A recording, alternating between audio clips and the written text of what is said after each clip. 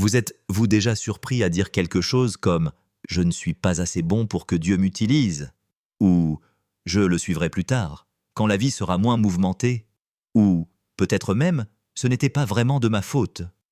Si cela vous semble familier, vous n'êtes pas seul. Les excuses sont aussi vieilles que l'humanité. Du tout début de la Bible jusqu'au Nouveau Testament, les gens ont essayé d'échapper à l'appel de Dieu avec une excuse après l'autre. Certains ont blâmé les autres, d'autres ont prétendu qu'ils étaient trop faibles, trop jeunes ou trop pécheurs.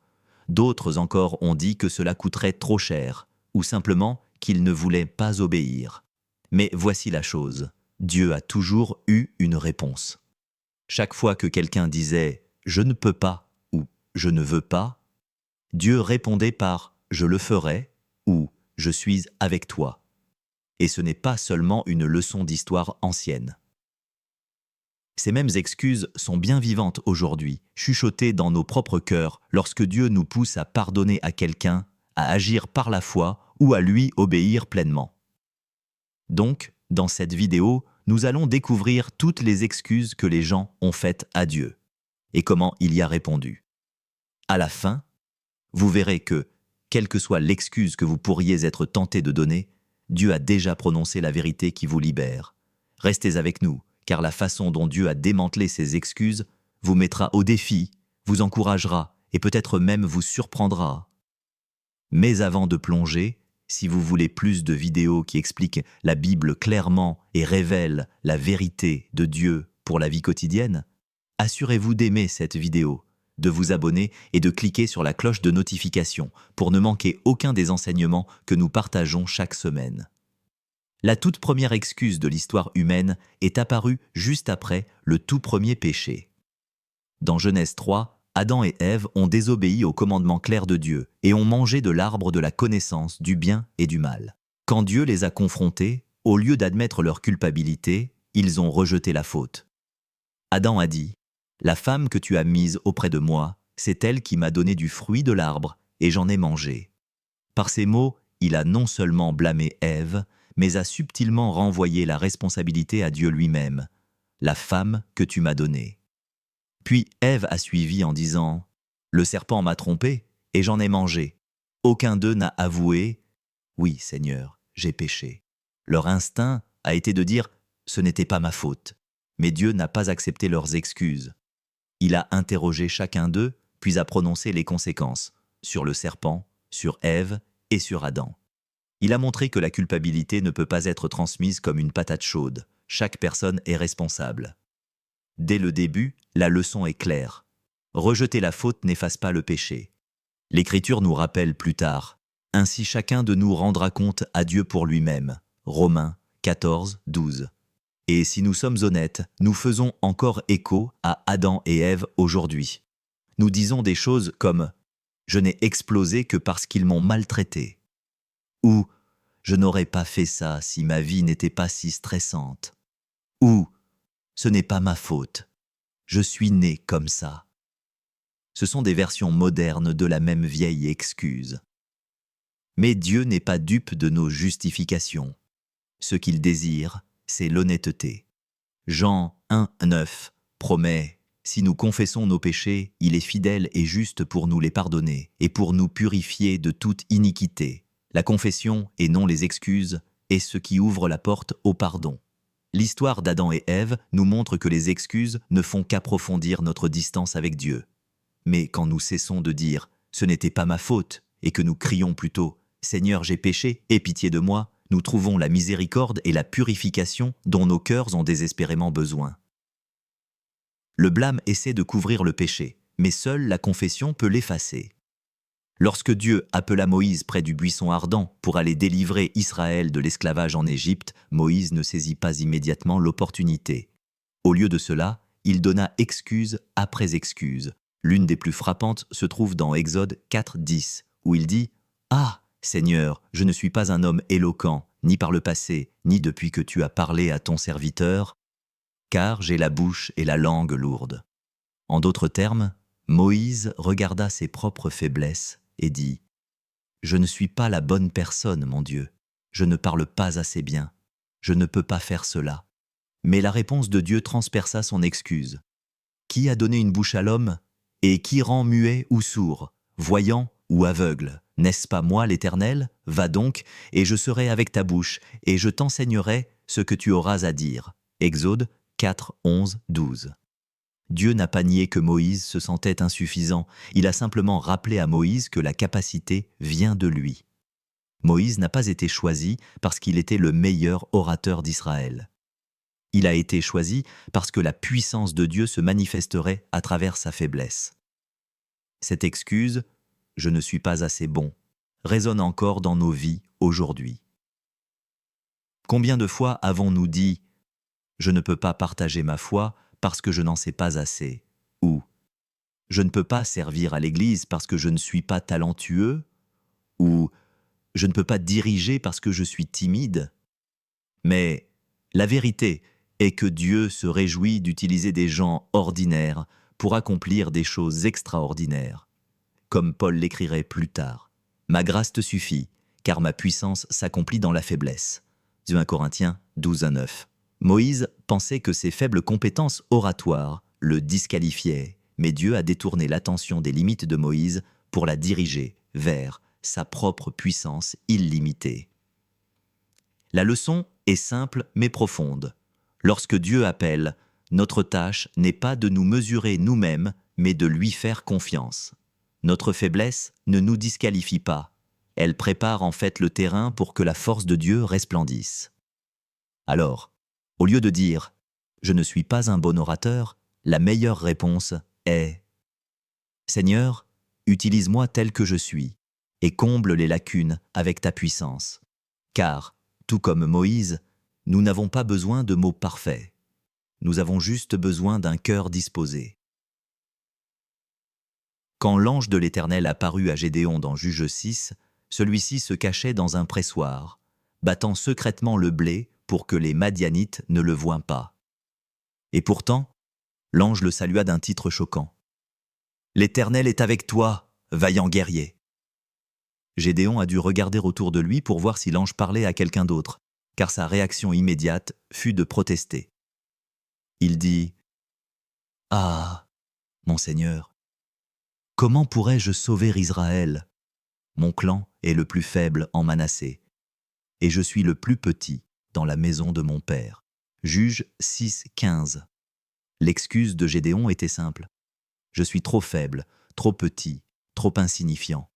Mais la réponse de Dieu fut tout aussi simple. Je serai avec toi, et tu battras Madian comme un seul homme. Juge 6, 16.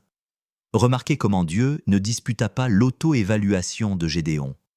Il ne dit pas « Non Gédéon, tu es en fait fort, tu es en fait qualifié ». Au lieu de cela, il dit « Oui, tu es faible, mais je serai avec toi ».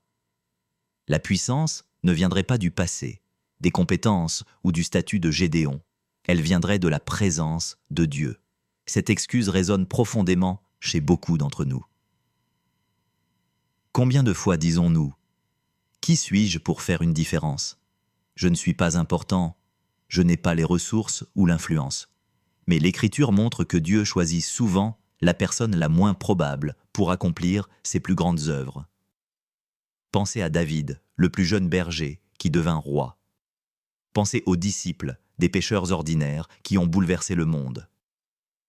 Et pensez à Jésus lui-même, né non dans un palais mais dans une crèche. Le modèle de Dieu a toujours été d'utiliser les humbles pour confondre les orgueilleux. Paul saisit cette vérité dans 1 Corinthiens 1, 27, 29. Mais Dieu a choisi les choses folles du monde pour confondre les sages. Dieu a choisi les choses faibles du monde pour confondre les fortes, afin que nulle chair ne se glorifie devant lui. Gédéon pensait que son insignifiance le disqualifiait, mais en réalité, c'était la qualification parfaite pour que Dieu montre sa force. Alors, quand nous nous sentons trop petits, trop faibles ou trop indignes, nous pouvons nous souvenir de l'histoire de Gédéon. Le facteur déterminant de sa victoire n'était pas sa force, mais la présence de Dieu. Et il en va de même pour nous. Notre faiblesse ne limite pas Dieu, elle le magnifie. Lorsque Dieu appela Jérémie à être prophète, la première réaction de Jérémie ne fut pas l'enthousiasme, mais l'hésitation.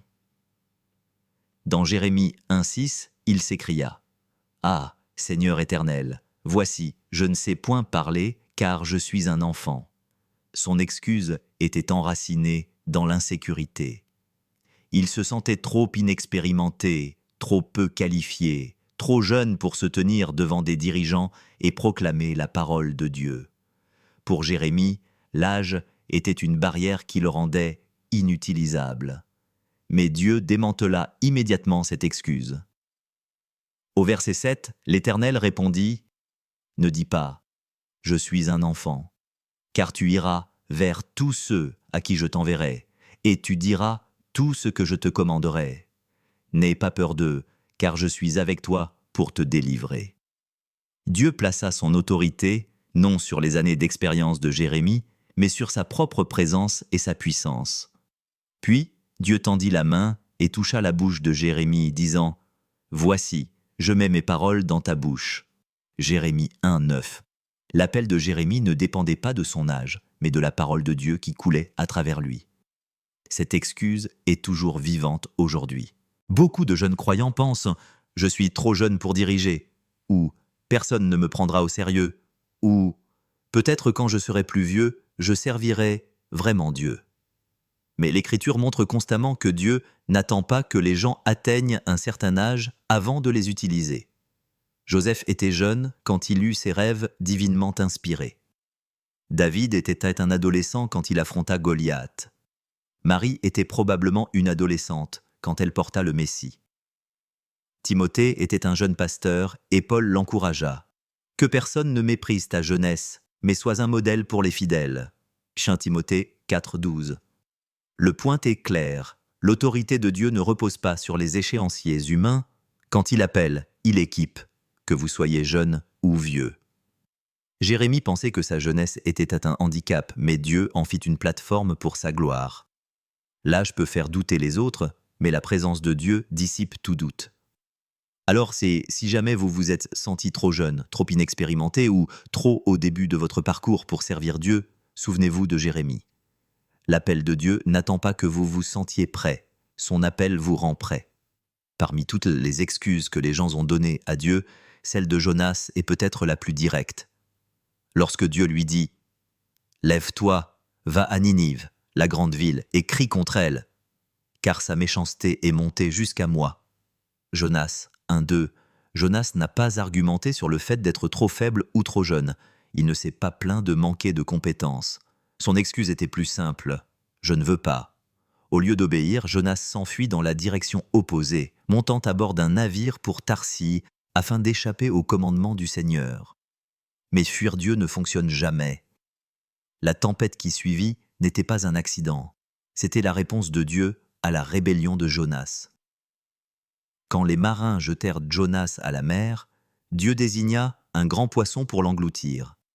À l'intérieur de ce ventre, Jonas eut 3 jours pour réfléchir à son excuse. Et là, dans son lieu le plus sombre, il pria. Il réalisa que son « non » obstiné ne pouvait pas résister à la volonté inébranlable de Dieu. Ce qui est frappant, c'est la patience mais aussi la fermeté de Dieu. Il n'a pas simplement abandonné Jonas et trouvé quelqu'un d'autre. Après que Jonas fut rejeté, la parole du Seigneur lui parvint une seconde fois. « Lève-toi, va à Ninive, la grande ville, et proclame-lui le message que je te dis. » Jonas 3, 1, 2. L'appel n'avait pas changé. La mission était la même. Dieu disait « Jonas, ta réticence n'annule pas mon commandement. » Cette excuse « je ne veux pas » est l'une des plus pertinentes aujourd'hui. Dieu nous pousse à pardonner à quelqu'un, mais nous disons « je ne veux pas ». Il met dans nos cœurs de servir, de partager l'Évangile, de sortir de notre zone de confort, et nous résistons.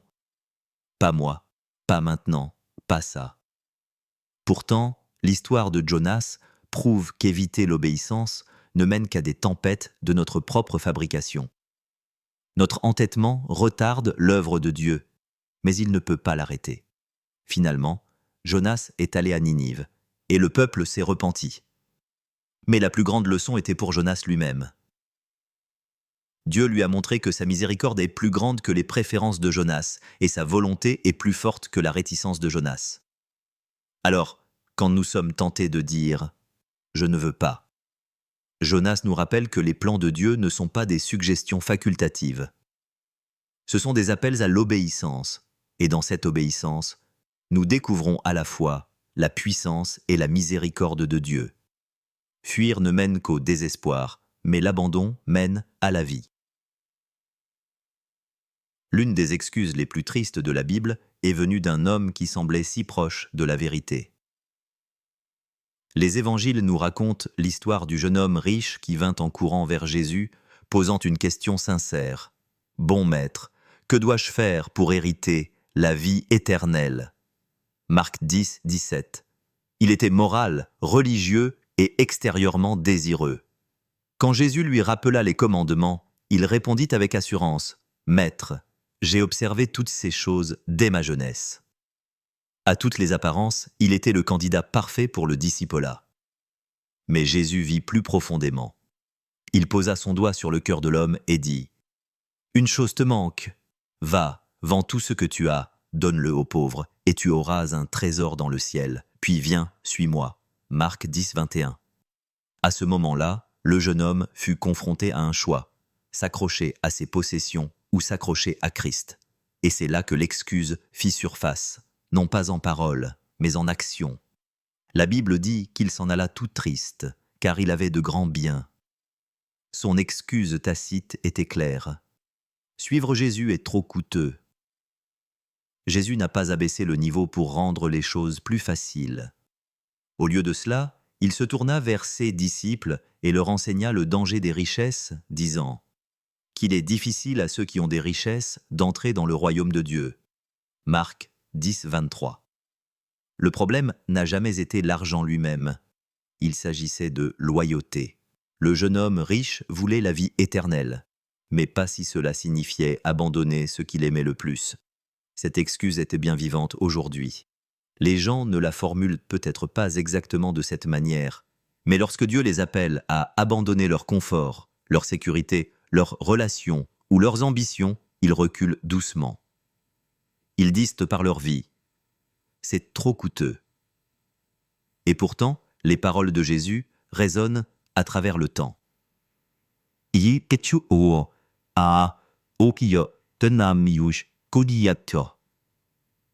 À quoi sert-il à un homme de gagner le monde entier s'il perd son âme ?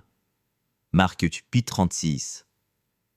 La tragédie de cette histoire est que l'homme s'éloigna du trésor même qu'il prétendait chercher. Il pensait que le coût de suivre Jésus était trop élevé, mais en réalité, le coût de le rejeter était infiniment plus élevé. Ce qu'il appelait un sacrifice, Jésus l'appelait liberté.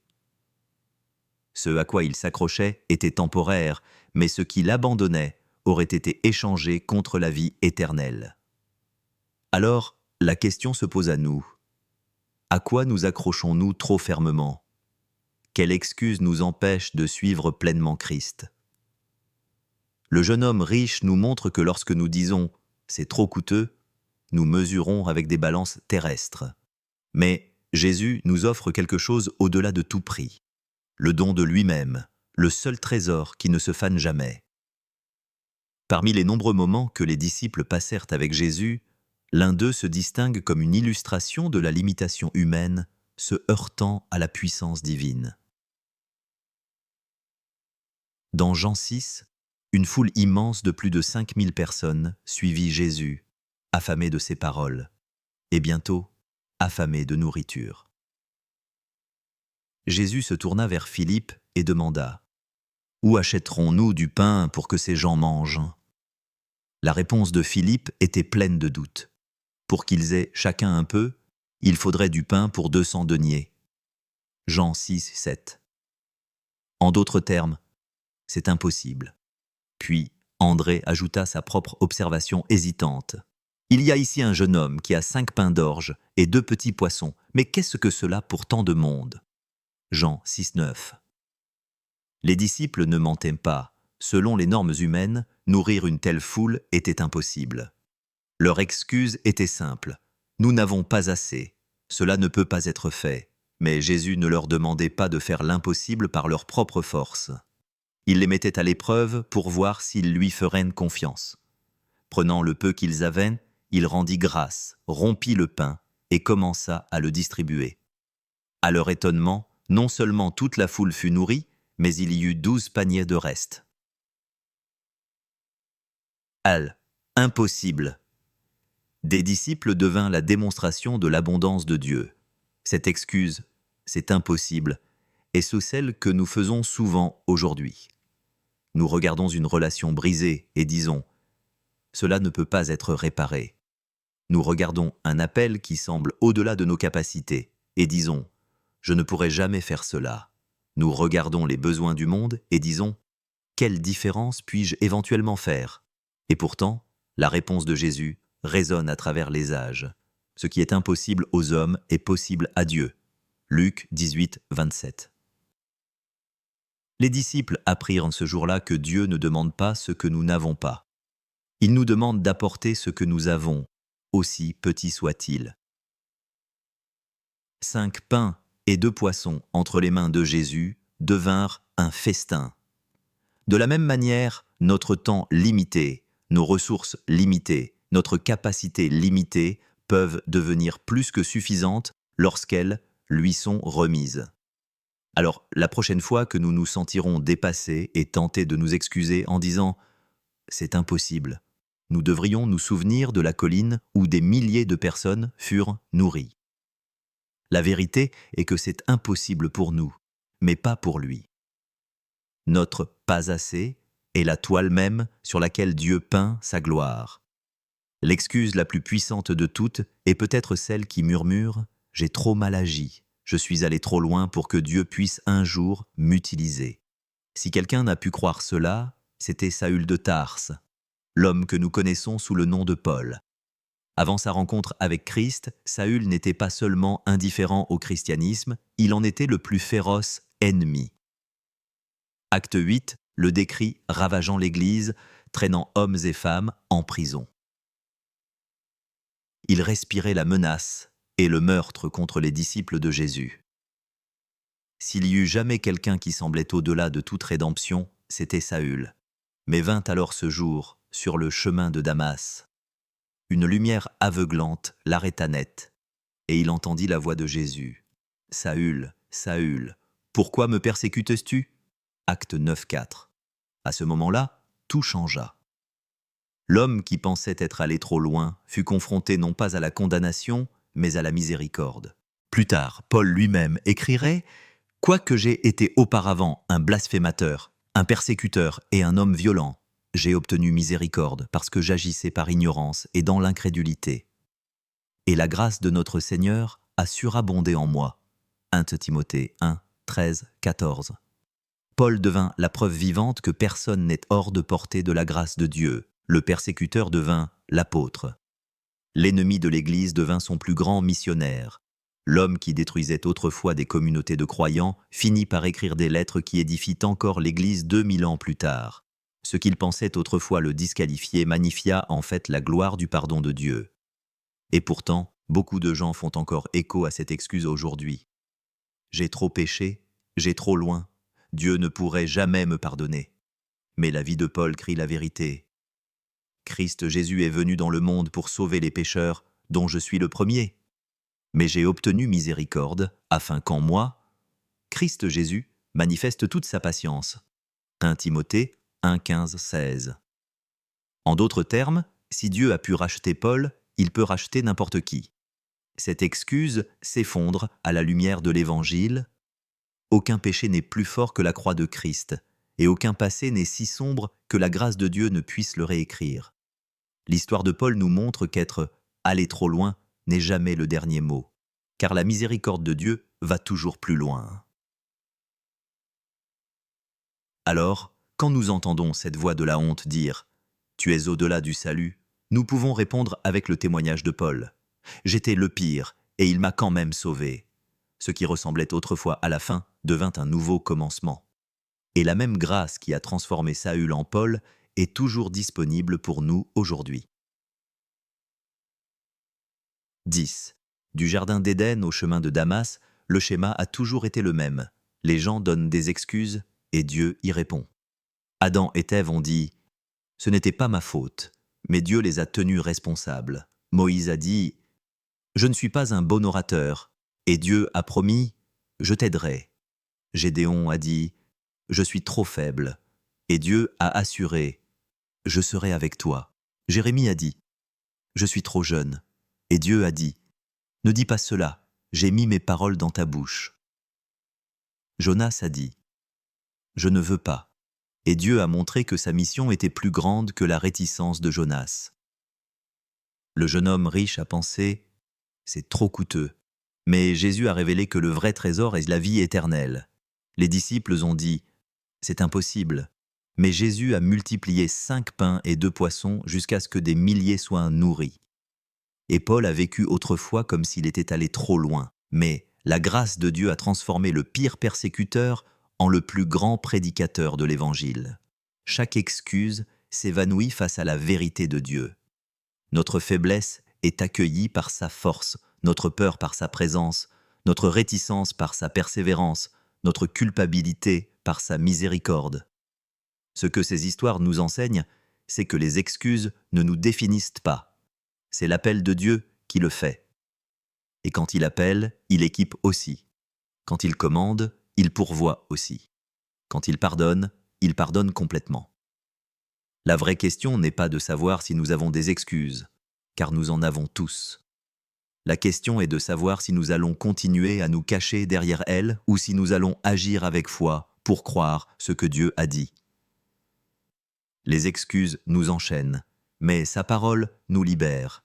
Et cette liberté n'est pas seulement pour les héros de la Bible, elle est pour nous, ici et maintenant. Alors, peut-être qu'aujourd'hui vous avez dit à Dieu « Je ne suis pas prêt, je ne suis pas digne, je ne suis pas assez ». Entendez sa réponse. « Ma grâce te suffit, car ma puissance s'accomplit dans la faiblesse ». Peut-être avez-vous pensé « Je suis allé trop loin ». Entendez sa réponse. Rien ne peut vous séparer de mon amour. La vérité est simple mais bouleversante. Nos excuses sont nombreuses, mais les réponses de Dieu sont plus grandes. Si cette vidéo vous a encouragé, n'oubliez pas d'aimer, de vous abonner et de partager afin que plus de gens puissent entendre ces vérités puissantes. Et j'aimerais avoir de vos nouvelles dans les commentaires. Quelle est l'excuse que vous donnez le plus souvent à Dieu? Et comment sa parole y répond-elle? Édifions-nous les uns les autres alors que nous continuons à apprendre à lui faire plus confiance qu'à nos peurs.